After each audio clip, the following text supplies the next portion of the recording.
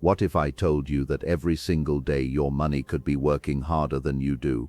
Not someday, not when you're rich, but starting right now. Most people wake up, trade their time for money, pay their bills, and repeat. It's a cycle that keeps them stuck. But the wealthy, they play a completely different game. They don't just work for money, they make money work for them. And that's the shift that changes everything. Imagine waking up knowing that whether you're working, sleeping, or spending time with your family, your money is quietly growing in the background. That it's multiplying, compounding, expanding without demanding more hours from your life. This isn't luck. It's not reserved for the elite. It's a strategy, a mindset, a system. In this video, you're going to discover the principles that turn ordinary income into a daily wealth-building machine. These are lessons inspired by Tony Robbins and the habits of the financially free. If you truly want to break out of the paycheck-to-paycheck cycle, then stay with me until the very end, because one idea could completely transform your financial future. Lesson 1. Shift from consumer to investor. The fundamental difference between the wealthy and the working class is not found in their bank accounts but in their psychology. Most individuals are conditioned from childhood to be high-level consumers. We are taught that the purpose of earning money is to exchange it for goods and services that provide immediate gratification or social status. This consumer trap is fueled by a relentless marketing machine that equates self-worth with ownership. To break free, you must undergo a radical mental transformation. You must stop seeing money as a tool for spending and start seeing it as a seed for planting. When you look at a $100 bill, a consumer sees a new pair of shoes or a dinner out. An investor sees a potential forest that hasn't grown yet. This shift requires a heightened state of financial consciousness. Every dollar that enters your ecosystem is a financial soldier. Your job is to deploy these soldiers into battles, investments where they can capture more soldiers and bring them back to you. When you spend that dollar on a depreciating asset, you are effectively executing your soldier before they can fight for you. The investor's mindset is rooted in the concept of opportunity cost. They realize that the true price of a $50,000 luxury car isn't just the sticker price, it is the $500,000 that money could have become over 20 years if it had been invested in a productive asset. By valuing future freedom over present-day flashiness, you begin to build a foundation that cannot be shaken by economic volatility. Living as an investor means adopting a philosophy of productive accumulation. It is the discipline of delayed gratification which is arguably the most accurate predictor of long-term success in any field. This doesn't mean living a life of deprivation but rather a life of intention. It involves auditing your lifestyle and asking whether your purchases are assets or liabilities. An asset puts money in your pocket, a liability takes it out. Most people spend their lives collecting liabilities that they mistakenly believe are assets, like the oversized home with a massive mortgage or the boat that sits in the harbor. The investor seeks to minimize these drains and maximize the flow of capital into vehicles that appreciate or generate cash flow. Furthermore, the transition to an investor mindset changes how you value your time. A consumer trades time for money, and then trades money for things. An investor trades money for assets that eventually buy back their time. Once you realize that your earned income is finite, limited by the hours in a day and the years of your health, you become obsessed with creating an infinite loop where your money works harder than you ever could. This mental flip is the great divide. On one side, people are running faster and faster on a treadmill to keep up with their expenses. On the other side, people are sitting back watching their capital work for them. The choice to cross that line starts with your next paycheck. Lesson 2. Pay yourself first.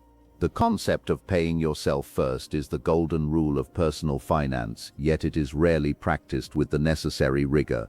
Most people follow a standard linear path: earn money, pay the landlord, pay the utility company, pay the grocer, and then if there is anything left over, put it into savings. The problem with this model is that there is almost never anything left over. Human nature, governed by Parkinson's law, dictates that expenses will always rise to meet income.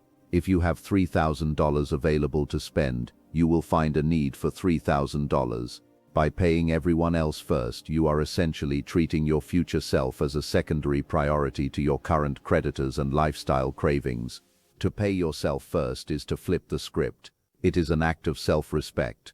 It means that the moment your income hits your account, a predetermined percentage, whether it is 10%, 20%, or 50%, is immediately diverted into an investment or savings vehicle before you even see it. You are effectively taxing yourself for your own benefit.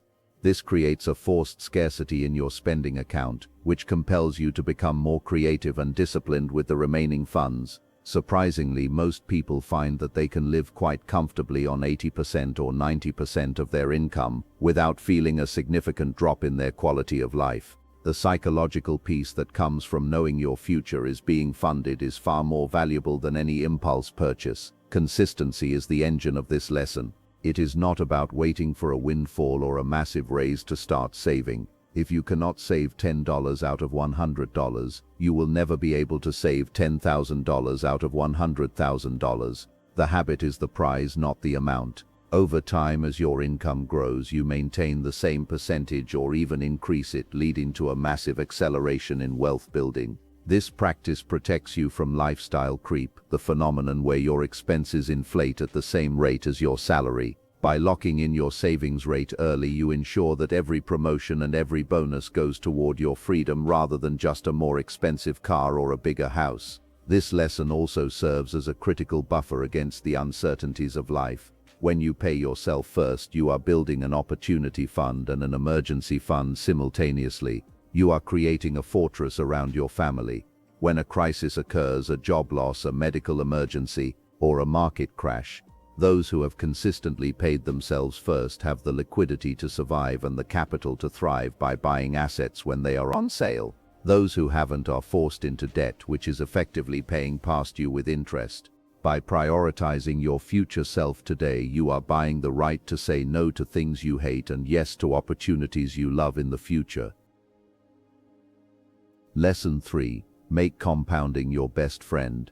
Compounding is often referred to as the eighth wonder of the world, yet it remains one of the most misunderstood concepts in finance, because the human brain is wired for linear, not exponential thinking. We understand that $100 plus $100 equals $200. We struggle to visualize how a small amount of money, growing at a modest rate, can balloon into a fortune over several decades. Compounding is the process where the earnings on your investment are reinvested to generate their own earnings. It is a snowball rolling down a mountain. At the top it is small and moves slowly, but as it gathers more snow it gains mass and velocity until it becomes an unstoppable force. The most critical ingredient in the recipe of compounding is time. This is why the early start is more important than the large start.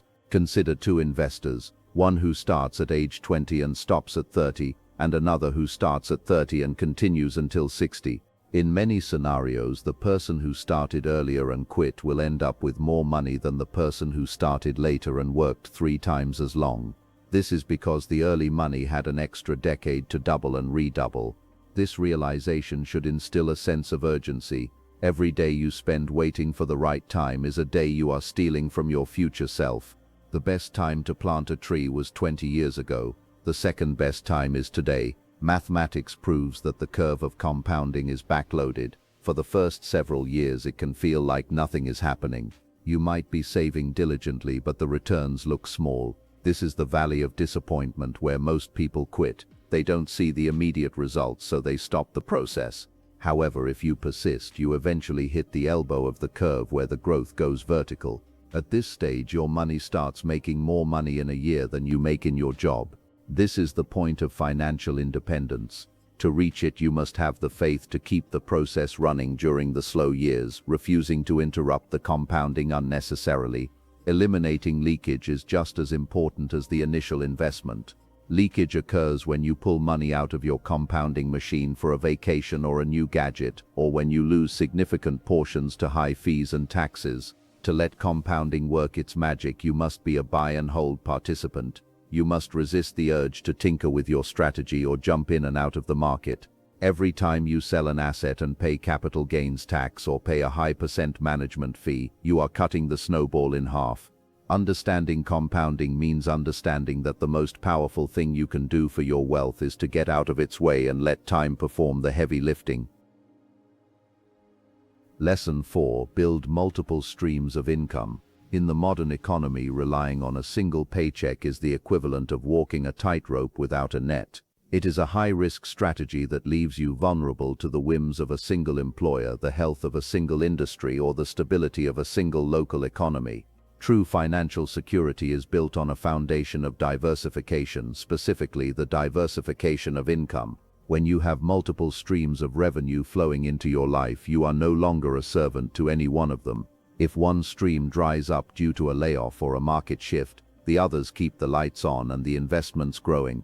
This is the shift from a fragile financial state to an anti-fragile one. There are several types of income streams you should aim to cultivate. The first is earned income, your job, which is usually the starting point for everyone. However, the goal is to use your earned income to purchase or build portfolio income, dividends and capital gains, and passive income, rental properties, royalties, or automated businesses. Passive income is the holy grail of wealth because it decouples your earnings from your time. While you are sleeping, your stocks are paying dividends, your real estate is collecting rent, and your digital products are being sold online. This allows you to scale your wealth beyond the 24 hours available in a day. Building these streams requires an initial investment of either time or money. In the beginning, you might use your weekends to build a side hustle or your evenings to learn about the stock market. You might create a blog, write a book, or launch an e-commerce store. These are assets that you build once and profit from indefinitely. The internet has democratized this process, allowing anyone with a laptop to reach a global audience. The key is to start small and add one stream at a time. Trying to build 5 streams at once usually leads to 5 failures. Master one, automate it, and then move to the next. This stacking effect eventually creates a massive inflow of capital. Moreover, multiple streams of income provide more than just money. They provide psychological leverage. When you aren't desperate for your next paycheck, you perform better at your primary job because you are there by choice, not by force. You can take calculated risks like starting a new venture or negotiating for a higher salary because you have a floor of income that protects you. Wealth isn't just about the total number in your bank account, it's about the reliability and diversity of the sources that put it there. By turning your household into a multi-revenue corporation, you insulate yourself from the storms of life and accelerate your path to freedom. Lesson 5. Automate and eliminate emotion. Human beings are biologically ill-equipped for investing. Evolution has programmed us to run from danger and seek immediate rewards, traits that served our ancestors well but lead to financial ruin in a modern market.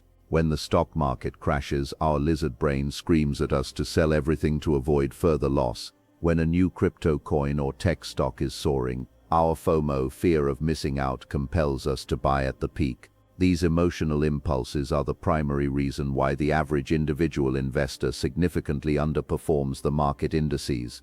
To win the game of money, you must remove the human element as much as possible through automation. Automation is the bridge between intention and action. We all have good intentions to save more or invest wisely, but life often gets in the way. Bills arrive, car tires pop, and tempting sales appear. By setting up an automated system, you remove the need for willpower. If your investment contribution is automatically deducted from your paycheck and sent to your brokerage account, you don't have to decide to be disciplined every month. The system is disciplined for you. This set-it-and-forget-it approach ensures that your wealth grows in the background of your life, regardless of how busy or distracted you become. Eliminating emotion also means adhering to a systematic strategy rather than reacting to headlines. The news media survives on financial porn, sensationalized stories designed to make you feel anxious or greedy. An automated investor ignores the noise. They practice dollar-cost averaging, which means they buy a fixed dollar amount of an asset on a regular schedule regardless of the price. When prices are high, their automation buys fewer shares. When prices are low, their automation buys more shares. This naturally lowers the average cost of their investments over time without them ever having to time the market. By taking the brain out of the transaction, you allow the math to do the work. Finally, automation provides the most valuable commodity of all, peace of mind. When your financial life is a series of manual chores and emotional decisions, it becomes a source of constant stress. You are forever checking apps, worrying about dips, and second-guessing your choices. When you automate, you regain your mental bandwidth. You can focus on your career, your family, and your passions, knowing that your financial machine is running perfectly in the basement. Wealth is not just about having money. It's about having the freedom to not think about money all the time. Automation is the final step that turns a high-income earner into a truly wealthy individual. At the end of the day, making your money work for you daily isn't about luck, talent, or even starting with a lot. It's about making a decision to think differently, act intentionally, and commit to a long-term vision. The truth is, every wealthy person started with the same 24 hours in a day. The difference is how they used their money during those hours. You don't need to wait for the perfect moment. You don't need more income to begin. You need a system, a mindset, and the courage to take the first step. Because once your money starts working for you, everything changes. You gain time, you gain freedom, you gain control over your life. Remember this, money is a tool. If you don't direct it, it will disappear. But if you learn to guide it, invest it, and grow it, it becomes your most powerful ally. So start today. Start small if you must, but start now. Because the sooner your money begins working for you, the sooner you stop working for it.